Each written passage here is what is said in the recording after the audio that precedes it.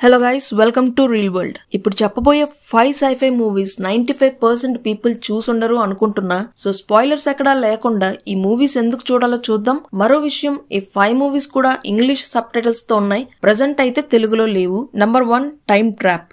ఈ movie Netflix లో available ఉంది.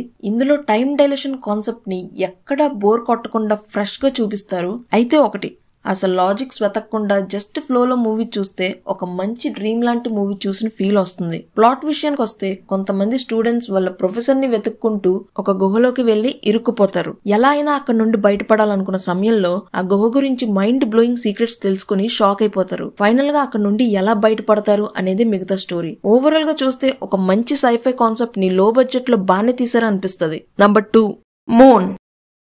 ఈ మూవీ అమెజాన్ ప్రైమ్ లో అలాగే యూట్యూబ్ లో కూడా అవైలబుల్ ఉంది. ఈ మూవీలో ట్విస్ట్ అయితే అసలు ఊహించలేం.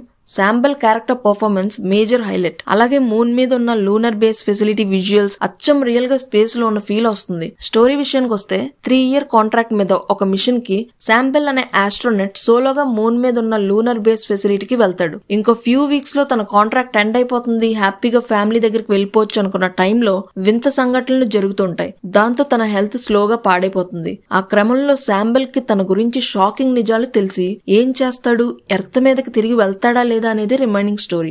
Number 3, annihilation. నెట్ఫ్లిక్స్ లో అవైలబుల్ ఉంది.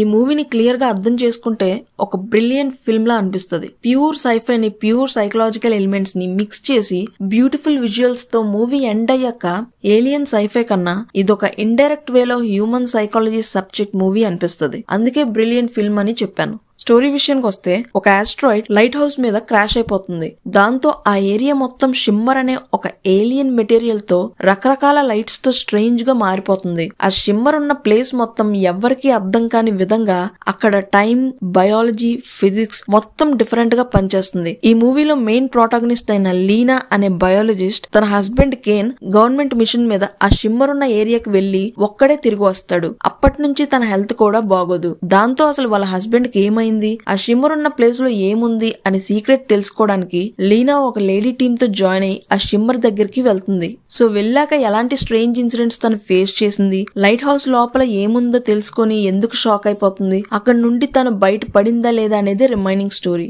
మొత్తం మీద ఎండింగ్ ఒక ట్విస్ట్ తో ఈ మూవీని పర్సనల్ గా ఎలా చూడొచ్చు అనేది మూవీ అయ్యాకే అర్థమవుతుంది. Number 4, the endless.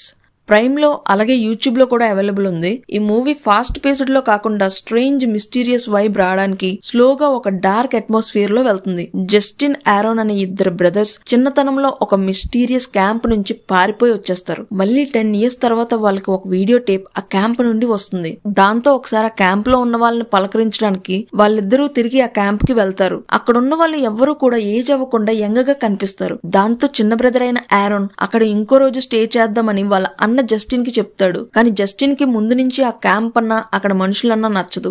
ఏదో సంథింగ్ అక్కడ ఉంది, ఎవరో వాళ్ళని కంట్రోల్ చేస్తున్నారని డౌట్ తో ఉంటాడు. ఒక రోజు కాస్త ఇంకో రోజుకి ఎక్స్టెండ్ చేస్తాడు ఆరోన్. దాంతో ఇద్దరు బ్రదర్స్ మొత్తం 2 days లో ఆ క్యాంప్ ఉన్న ప్లేస్ గురించి, అక్కడ మనుషుల గురించి షాకింగ్ నిజాలు తెలుసుకుంటారు. అక్కడ నుంచి పారిపోదాం అనుకుంటారు. ఫైనల్లీ తప్పించుకున్నారా లేదా అనేది బాగానే సస్పెన్స్ వేలో చూపిస్తారు. ఓవరాల్ గా ఈ ఫిల్మ్ స్లోగా ఉన్నప్పటికీ కొన్ని moments and final last 40 minutes చాలా బాగుంటుంది. నంబర్ 5, మైరేజ్.